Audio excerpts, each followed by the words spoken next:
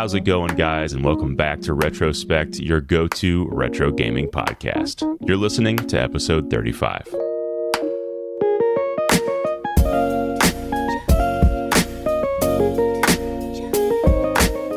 Today, we're reviewing the Super Mario Bros. Movie. Yeah! And joining me, as always, is the legendary legend himself, Brandon Saltalamacchia. What's up, dude? How you doing? So I saw it last night, and so did you, right? That's right, dude. That's right. So we got this fancy new cinema that opened in Bath here in the UK. I say new; it's like a year and a half old. Okay.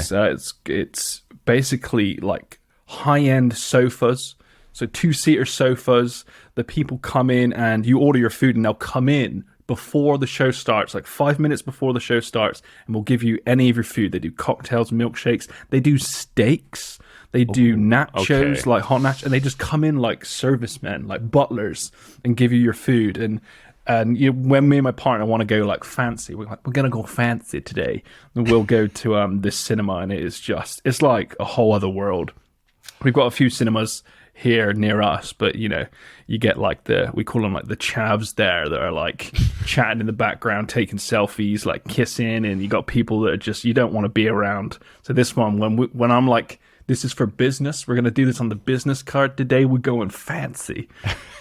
So we had a nice experience, man. It was like the cinema was half dead. We had like a whole row to ourselves, sofas, and I got a milkshake, and it was just divine. I was going to ask you what you picked up, because that really tells a lot about somebody. So you went with the milkshake, huh? Chocolate milkshake, man. Classic. Yeah. I also was a little hung up on, you said they serve a steak? Yeah, they do like steak and chips. If you want steak and chips, they just deliver to you. I don't know if I trust a steak from a movie theater. I'm sorry. There's just something about that. This one, it's like, I don't know how to explain it. Like it was like a posh top cinema. of the line. Yeah, you go there for like posh food if you want. If you don't even want to go to the cinema, but luckily, like it sounds good. But luckily, I've never had anyone that I'm sat next to who's like scoffing a steak, like, and it's like sucking down like the chips. So I just stuck to my milkshake. That is the one downside of like food service in theaters is, if they bring it in there and then it just smells like whatever food.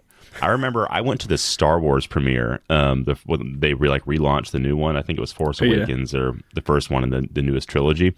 And my wife, she brought takeout from a place near us called Public House, and it's just like a mid-scale, but it was like fried pickles, fried chicken, and like mashed potatoes, and I had to eat this.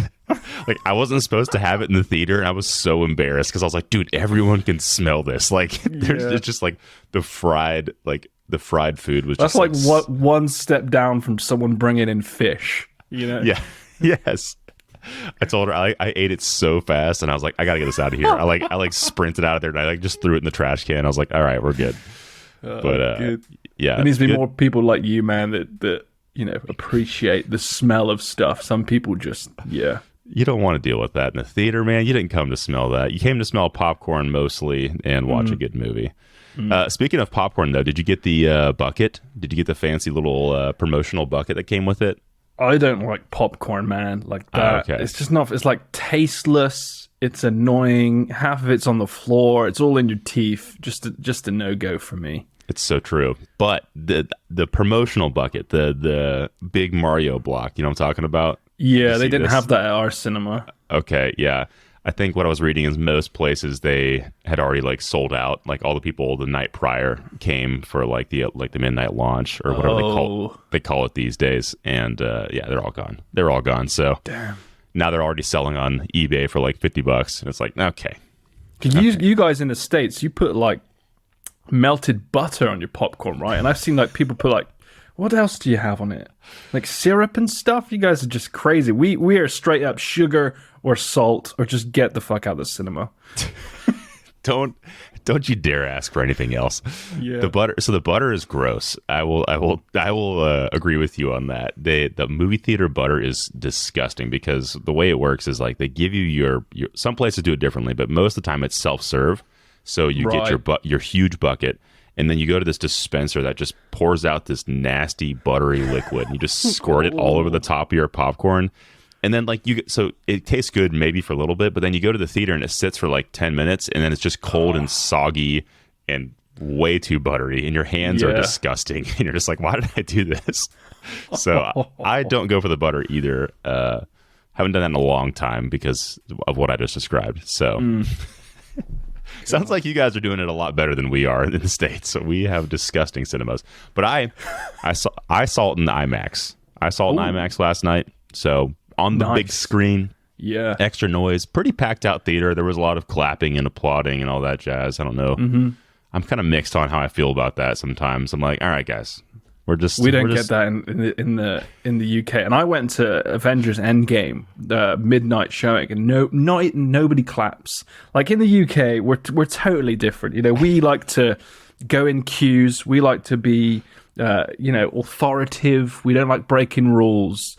Anyone claps, or if you're eating crisps in the cinema, you're going to get a can of Pepsi to the back of the head, man. Get out. Oh, I love how you said Pepsi, too. That is also a difference. I think Coke is the most commonly shouted out soda here, or as people call it. Well, so in the South, everyone just calls it Coke. I don't know if you know that or not.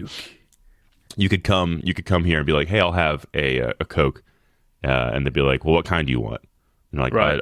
And like they mean that means everything. So if you say Coke, it's like, oh, you want a Sprite, you want a Mountain Dew, and it's like, no, not it can mean anything. Oh. The South is a weird place, man. Yeah, it's one day I'll come over, man, and I won't. I'll take a pass on the buttery popcorn, but that'll be the first thing I give you. You come into the airport, and I'm like, here you go, man. Here's some disgusting. Here's your corn dog and your buttery popcorn, boy. Dude, I had corn dogs this weekend. Oh, I had my first one. I went over and see Retro Modding. They were based in Canada. Yeah, it just looks like Bigfoot's toe, and I'm just chewing on it. I understand the hype for it. Like, you're at a baseball game, just crack that out. But woof, looks too close to something else, man. Like something you see on the side of the street, or just like, something rotten. And I was there waving it about. Like I was like a kid just holding a balloon, but it just looks like Bigfoot's toe just on a stick, and it was really brown and crusty. I was like, how do you guys? No, just the guy was just like, just put it in, man. I'm like, whoa, hold the hell up. Where am I putting this thing? I don't even know what I have in my hands. Oh, God. I just like the image of you like holding on the side of the road. I didn't know if you had to like eat it on the side or take it off the stick. No, or just go straight down the hole. If you ate that thing like the side, you'd be a psychopath, okay? It's like a Kit Kat. You have to snap it. You got to go straight in, dude. That thing has just got to go in. You put some mustard on top and you're good to go, man. Everyone was watching me because I was like the British guy that came over. It was. They like wrapped it out of this tin foil and there was like 6 of them. Like, go on, do it. And I got really stressed out. I'm like, what do I do? Do I take it off the stick? Like me being British, I'm like, can I have a knife and fork, please? And they're like, no, just put it in your mouth, man. I was like, okay. When's my ticket home? Dude, I am dying. Oh, that is so funny. I love it. It was big as well, man. It was like a hand-sized toe. If you pulled that thing off the stick and just ate it with a fork and knife. That is a baller move right there. Yeah, it's like you thought you'd catch me lacking. Not today, buddy. Not today. I've got my own knife and fork. I was prepared. I came prepared for this. Yeah. Oh shoot, that is hilarious. I think we should jump into the pod. That's a good segue into the actual next segment. All right, so we real quick housekeeping. Brandon's got a few exciting things to say that are not related to corn dogs. Oh, good. Yeah, so as promised a couple of episodes ago, I mentioned that we are starting to build out a second brand, and I wanted to give all podcast listeners an exclusive kind of first dibs look at what we're building. I've not mentioned this to anyone else, and I probably won't mention it across our socials for another week or so. So if you are listening, Check out cardgamer.com. That's cardgamer.com. We're basically going to be launching a new sister site to Retro Dodo that focuses on all things card games. So that's Pokemon, Magic the Gathering, Yu-Gi-Oh!, Digimon. There's a Disney Lorcana card game coming out, and there's other cool games which I've seen you played, Jake. Is the Wild Frost. I downloaded the demo after I saw your tweet, and I'm impressed. And I think these kind of games are going to come out more, and that's kind of where we want to situate cardgamer.com. Heck yeah. That's awesome. If any of you are interested in that, check out cardgamer.com. And obviously, we are still launching the second book, Handheld History 88 to 95. We are £3,000 away from being fully funded as of recording this. So it's basically happening. Get your copy in. We'll be shipping it in Q4. So head over to handheldhistory.com to snag yourself a copy of our new book. Boom. And yeah, I don't want to create an unnecessary sense of urgency, but you do want to get your pre-order in for this book because I think the way that it works is typically the initial pre-order rounds will go out first, and those go to print, and those get sent to everyone. And then if you want a copy, like I know they'll do like reprints down the road, but like it might be a little while. So yeah, if you're wanting to snag one of those, get on deluxe copies, which gives you a free bookmark, a free poster, and I think a hand-numbered book variant as well. They are limited, so after the crowdfunding closes, which is in the start of May, all the deluxe copies you won't be able to buy, so grab them while you can. And if you put in for the deluxe copy, you have a chance to get one of the retro modding Game Boys, correct? Or yes. Did Elliot make that, or who made that? No, so Retro Modding did. They completely customized it, and if you want, they can chuck in a free corn dog and force you to eat it in one bite, as they did me. So shout out Retro Modding. Those guys like corn dogs. Big in the corn dogs up there. Oh god, that's awesome. All right, well, yeah, super exciting stuff. Really excited about. May say the URL one more time. So cardgamer.com. Cardgamer.com. Yeah, paid good money for that domain. That's a good domain, bro. That is well done. Well done on that. And then last but certainly not least, be sure to leave a review on any of your podcast services of choice, or write into us at Retrospect at retrododo.com. Just like Cole Webb did on Spotify. He wrote into us. He's responding to our previous episode where he said we asked what their favorite emulator was and why. And he said, has to be the Powkitty A20. All black aesthetic, shoulder buttons, perfect handheld for GBA. Super underrated, ! I also love the Retroid Pocket 2 Plus and the Miu Mini. Overpaid on Amazon, but worth it. Yeah, that sounds like a perfect collection to me. He's dabbling in some pretty good devices there. It's a fair play. Yeah, he's got a good set. So yeah, Cole, thanks for writing in. Appreciate that. Now let's jump on into the topic of the show, which is the Super Mario Bros. Movie review. So we already talked about our moviegoing experience, and we did not get one of the question mark boxes. So we can kind of just jump right into it. I put my notes in here just loosely. We don't have a major structure this time, but yeah, Brandon, I want to know just first, like, what were your overall thoughts, man? I enjoyed it. I went and saw Dungeons and Dragons a couple of days before. Okay, cool. That was terrible, man. I hate to say it because we were on a call with Wizards of the Coast yesterday because of the Card Gamer launch that we're planning. I didn't mention anything, obviously, but it wasn't Dungeons and Dragons, man, wasn't too good. But this, it's just hard to hate this movie, isn't it? Everything was enjoyable. I found that it was very, it jumped between scenes quite quickly, quite fluidly. There was no sense of boredom or waiting around. Admittedly, I thought the storyline was a little bit predictable, but again, I think, in my personal opinion, this is perfectly aimed at kids and adults taking those kids, It kind of hits all demographics easily. It's a pleasure to watch, and the animation was Illumination are incredible at what they do, and I think this is one of their best animations yet. It just looked flawless. Yeah, real quick, at the top, I did want to mention this is going to be spoiler so we'll probably talk about most of the story elements in here. So if you are planning on watching it, I mean, this will have been a week now since it has been in theaters, so if you are gonna listen to this, maybe you would want to watch it first or not. You know, if you want things spoiled for you, that's fine too. But I totally agree with you, man. I think this is a perfect movie for anybody that is a Nintendo fan. Like, if you are a Nintendo or Mario fan, especially, this movie you're gonna absolutely love. So I personally really liked it.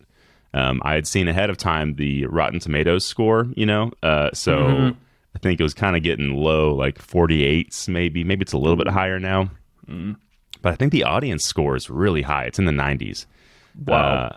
And so that there is like a good disparity there of like, yes, critically, I don't expect much from this movie, but anyone that likes Nintendo, likes Mario's, I think is going to have a great time with this. And I had a great time. Yes, same as you. Animation, I was just like astounded with like the detail in Mario's hat, like their clothes, the buttons like on their I noticed overalls. on his nose as well. Like you could see the coloring of the skin. Like you get the little bit of blue, and you get the speckles, and it was just and the toads, their little hats actually looked soft. I don't know how they did that, but I was like, oh yeah, like their little like mushroom hats look kind of soft, like the mushrooms when they were like jumping across them. I was like, those look soft.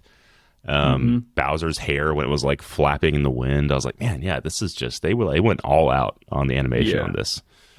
I loved the introduction to Mario and Luigi. Kind of give you a sense of this is a little bit spoilery now, but how their world is compared to the world that they get transitioned into. And from what I could tell, like Mario and Luigi are in the human world, and the transition happens that they're in some kind of magical world full of Mushroom toads Kingdom. and toads and everything else. That was the weird thing. I think I had heard someone talk about New Donk City, you know, in Super Mario Odyssey, how the people in that look so weird compared to Mario. And like, is Mario a human? Like, are these humans? Like, what is, like, maybe there's just a whole bunch of different multiverses out there, and this is one of them. But yeah, Mario and Luigi look really different compared to most other people in that world. So I was like, yeah, this is just a whole bunch of different folks in Brooklyn, you know, not superhuman like. But yeah, I love that story. Did you catch the Charles Martinet scene in the beginning? No. So the original voice actor for Mario, Charles Martinet, he was the guy fixing up the Jumpman machine. And he gave it like he was like, don't forget your bag, Yahoo! And he did like a little Yahoo noise, and I was like, amazing, nice. So they got him in there. How about all the Easter eggs? I don't know how many you caught. Yeah, I caught a fair few, and you know, all the nods back to the games and the consoles. That's where I was, you know, it kind of gives you a little dopamine kick for anyone older than 20, I guess. You kind of go, oh yeah, I've seen that. And especially with, you know, the scene towards the end with the whole racing and the Mario Kart vibe. That was awesome. It was just, there is constant moments of me and my partner looking at each other like, did you see that? Because she's played Mario Kart a lot. So she was obsessed with all of that. It was just fun, man. It was just so fun. Like, admittedly, like, the storyline is very simple. It's just good versus bad. And, you know, Mario versus Bowser, I guess, is what you could probably narrow it down to. But, yeah, I really enjoyed it. It was fun. It was fast-paced. You kind of understood the problem. You understood the antagonists. Princess Peach was a great character as well. She played quite a big part, actually, once Mario met her. And everything just kind of fell into place there. And the whole training scene, which I think has been revealed in the trailer slightly, when Mario's trying to like buff up and learn his ways. And there's nods to like the different type of mushrooms, the different type of power-ups, which are like, which is again like small nods to the games, which are it's just so fun.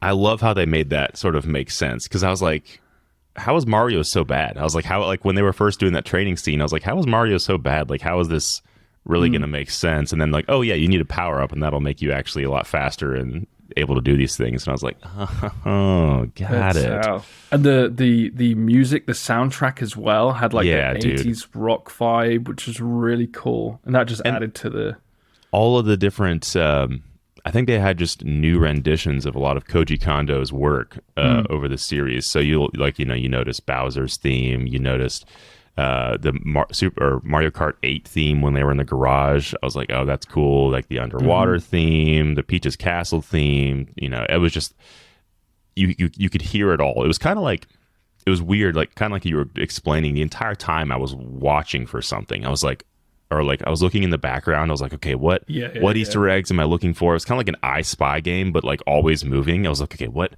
secrets are back there? What are they tucking in behind there?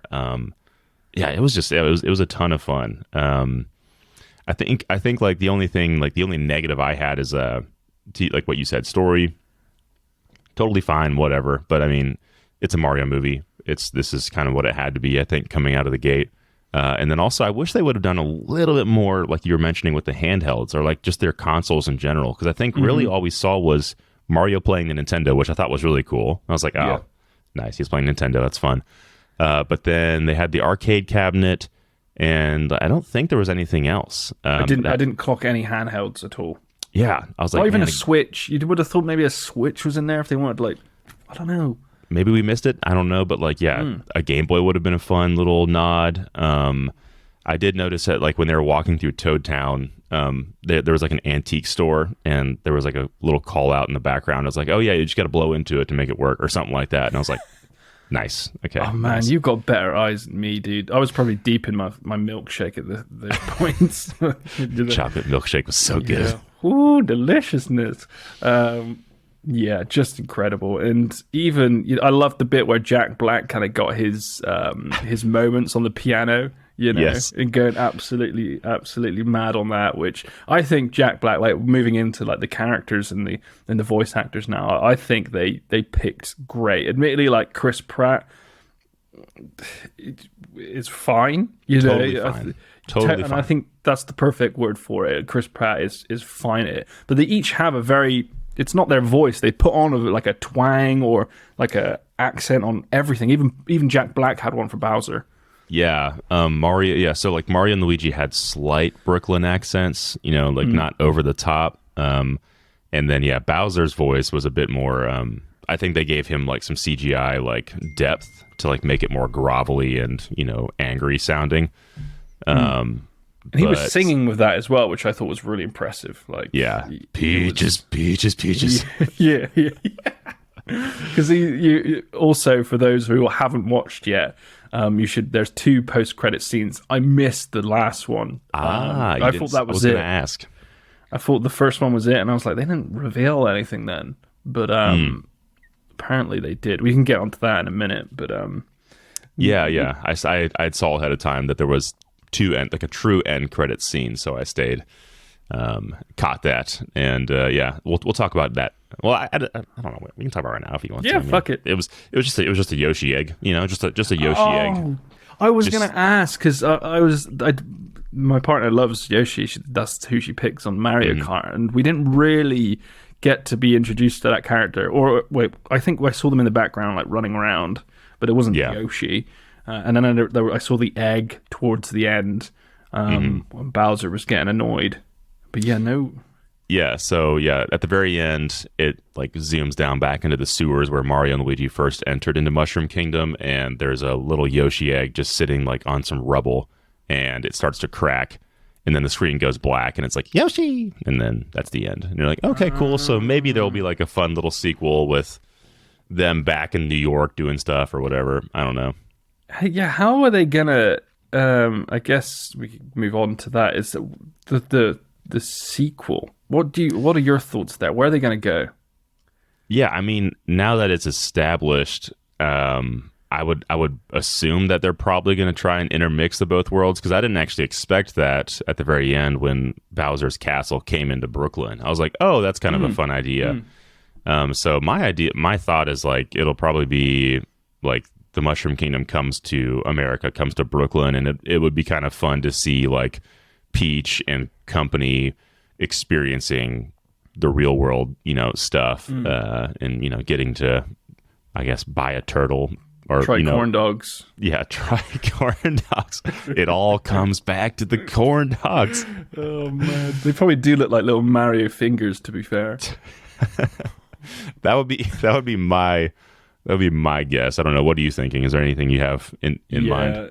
I think there's that, isn't there? You know, it'd be cool to see like Diddy Kong and stuff. I know he had like Oh yeah. one line in there, but if you bring like the family back and stuff, but yeah, Yoshi would be a cool introduction, like riding Yoshi around. I was thinking they could also do like a Luigi's Mansion kind of thing. You know, they sort of hinted at it with Luigi. Hannah asked about that. My wife, she was like, was there like a Luigi's Mansion like reference there in the beginning? And I was like, yeah, kind of. Like when he's lost, you know, he's calling for Mario. That's kind of a quick nod to Luigi's Mansion, and he like shakes his flashlight to turn it back on. I was like, that's something you do in the game a lot. I was like, so yeah, that's a little nod right there. I think a Luigi's Mansion maybe would be pretty fun. Yeah, I feel like it. Luigi didn't have much. Like, he had a pretty big part in it, but you know, he was captured for a majority of it. Yes. So I think learning more about his character would be pretty interesting. Obviously, it was dedicated to Mario, but Mario's badass. But in the movie, Luigi is, you know, I guess the wuss of the brothers. You know, Mario protects him at school and in life. So finding or using Luigi more in the second movie would be pretty cool, I think. Yeah. I like the little baby Mario throwback too. I was like, nice. They really like they packed a lot in here, and that's one thing that I had seen. Like if you weren't a fan of Mario or had like a really good understanding of like Mario games, I don't know how enjoyable this movie would be, because you'd just be like, what? I mean, as a kid, I think any child would enjoy this, but I think as an adult going to see it, you're just like, I don't know what these references are. I don't get it. You know, like his GameCube ringtone, you know, like I don't think a normal person would have caught that. Yeah. You know? And you're just like, oh, okay. Yeah. And like the whole, like, how did Mario and Luigi actually get to Mushroom Kingdom? Like how, like if you look at it as like a normal movie, you just wouldn't know what the hell is going on. Like there's so much, like there's monkeys now, you know, there's these things called toads. Like, are they toads? Like what is happening? Yeah. But you know, I think it was cracking. The cast was great, the voicing was great, animation was great. It was just a very colorful animation. You know, there was like dark parts with Luigi, but overall, you're combining like a fun movie and then all of the nostalgic Easter eggs for the gamers of all ages is kind of makes you go. You could watch it again and find another 15 Easter eggs, I think. Yes. So I think it's going to be a pretty popular one for the next few years. People watching it in cinema and then buying it on DVD and Blu-ray, which is already out on Amazon. I've seen. We created a news post about pre-order. that. I saw you put that up. I was like, that's crazy. They already have pre-orders. I want that money quick. They want it now. Because I don't know where Nintendo, if Nintendo are going to do more movies, where are they going to put them? Like online? You know, you might be able to buy them digitally. But are they going to stream it? Like, NSO, baby. NSO. I was just thinking that. A one-stop shop for all of their streaming services. Yeah. That'd be kind of interesting. No, I mean, I imagine wherever Universal typically puts their content, which I believe is actually on Netflix. Right. A lot of their stuff's on Netflix. Then they probably would just bring it to Netflix. This movie made me excited to go to Super Mario World in Universal. Like, you know, I could see the connection. Like, I don't know what happened first, like who was planning what first, but Miyamoto along the way was like, I want this experience, this movie experience, to kind of line up with the Super Mario World experience. This like kind of like really fun romp through all of our IP that we've created over the years, and just kind of make this a fun, nostalgic experience. And I feel like those two are really in sync. And I was like, dang. 100%. And the more you zoom out of like Nintendo's strategy for Super Mario, you kind of like, I feel like they've been thinking about this for probably 10 years. Yeah. You know, to coincide with like Super Mario Odyssey and getting all of the nostalgic old gamers in alongside Super Mario World. There's two of them, isn't there? There's one in California, one in Japan. Yes, Japan was first, and Orlando is coming right now. So Orlando. Or is it? Yeah, I'm pretty sure it's Orlando that has it, because that's the biggest Universal Studios that we have in the States. Right. So yeah, that's where it would go. We need to bring it to Europe. You guys always get some of that stuff a little bit later than most. We got Disneyland Paris, but it's not like anything classy near the States. Have you been to Orlando, like in the States?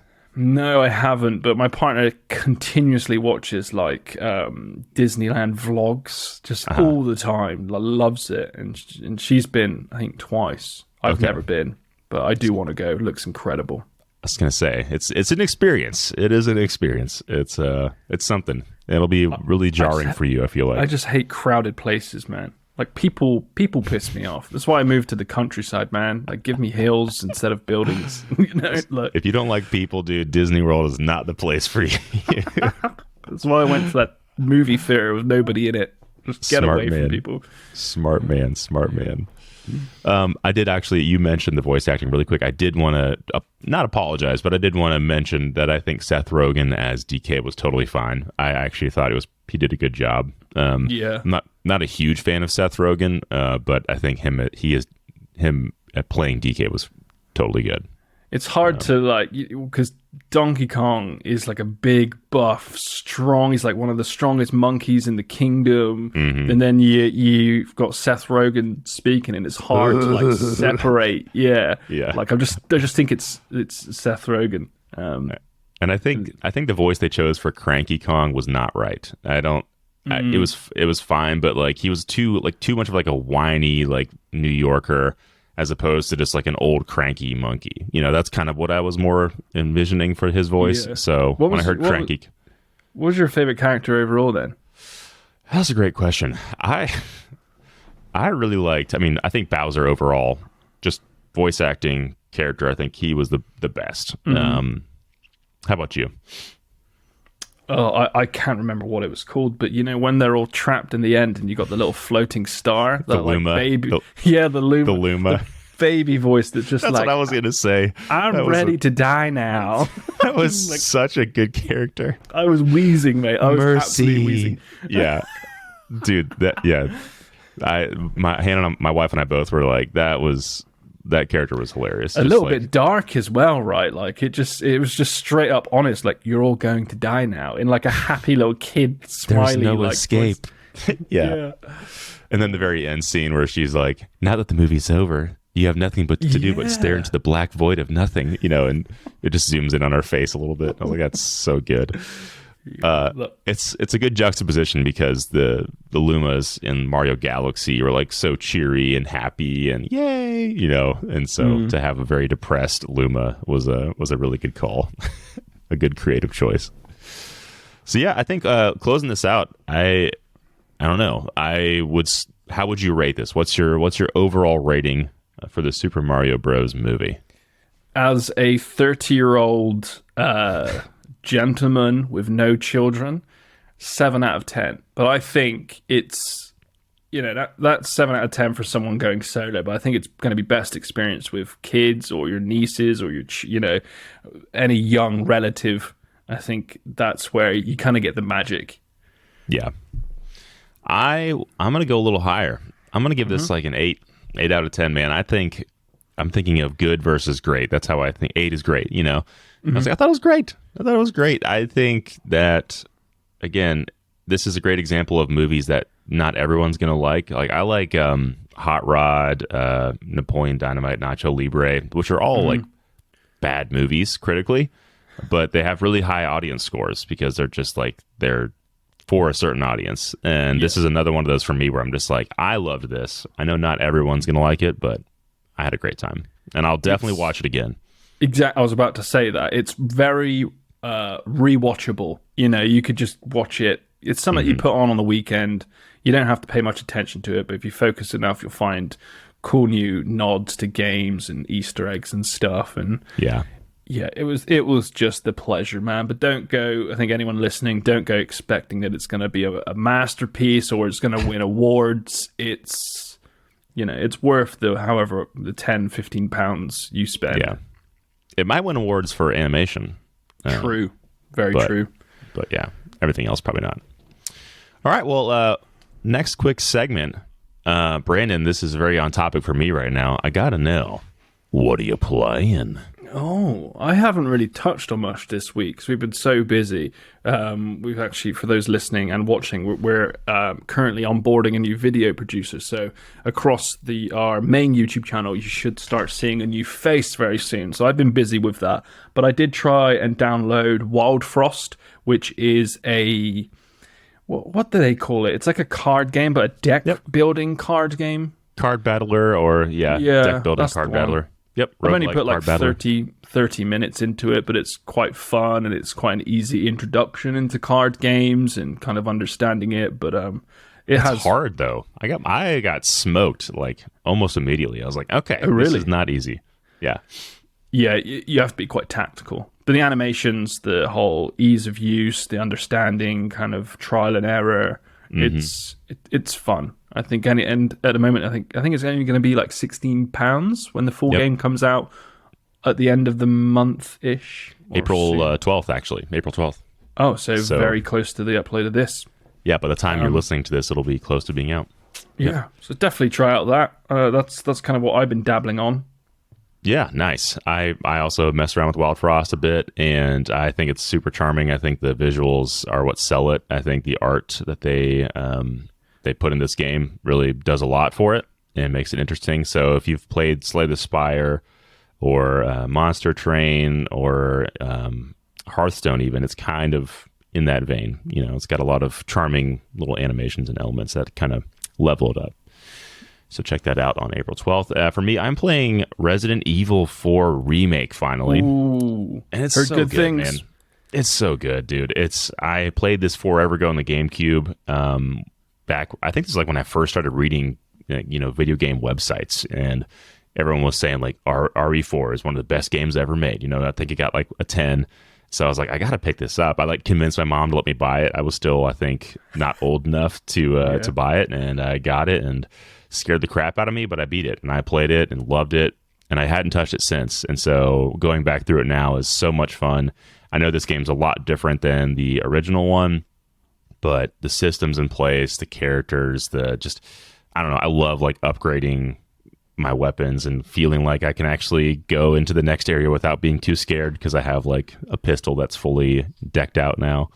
I think that's what they've done very well over the time. The original games are difficult. They're not very... Yeah. People will probably disagree with me, but pick up and play. You kind of need to know what to do. You need to prepare, scenes before when doing hard challenges. But now I feel like, from what I've heard, they're kind of making it not easier, but more obvious to what to do and what to collect. Yes, and this one doesn't limit you as much on like resources like bullets. So in some games, like it's heavy resource management. Like you cannot miss a shot. But in this game, it's like you find ammo and other things along the way. Like you can go back and craft stuff, and I never feel like I'm really going to run out of stuff yet, at least yet. But I'm also very judicious with my stuff. I do a lot of stabbing, a lot of melees, a lot of headshots to make sure that I'm not wasting stuff. So maybe I'm just playing the way they want me to. Who knows? Yeah. But so good, man. So good. Loving it. Good. All right. Well, that is all the time we have this week. Brandon, thanks so much for jumping on and talking about the Mario movie, dude. My pleasure. My pleasure. It's it's worth every penny. Yeah, it is. It really is worth every penny. Where can the good folks find you on the internets? What do you want to plug at the end of the show? Let's straight with Card Gamer again. The landing page, the website is kind of just there waiting. So check it out. You can subscribe to the Card Gamer newsletter at cardgamer.com. We do have our Twitter up, our Instagram up, and an old YouTube channel that we've converted. So you probably don't know, Jake, but years ago I tried making a new channel dedicated to opening cards called Break the Seal. Loved the name. I would just open up Pokemon cards, and it had like 1,000 subscribers on it. So we've now converted that to Card Gamer, just because there's content on there that card gamers will like. But that's kind of where we're going to be uploading. So we've got the Twitter, the Instagram, and the YouTube ready. So yeah, go over there, cardgamer.com, and have a browse before we launch in June-ish, I think. Nicely job. Exciting stuff. For me, the only thing I'll plug is I think I'm going to try and do a Breath of the Wild stream this weekend. So if you want to check that out, it's just BitBlogist on Twitch. I'll be sharing it on Twitter as well. My friend and I are going to be doing like a little like retrospective no pun intended, playthrough of the Breath of the Wild before the new game comes out, so we can kind of just be like, how good is this, and how excited are we for the next one? So that'll be a fun little thing. Awesome. But listeners, what did you think of the Mario movie? Write into us. We'd love to hear your thoughts. You can write into Retrospect at retrododo.com, or on Spotify. We have some polls up on there whenever this episode goes up. But until then, catch you in the next episode. Ciao. Bye.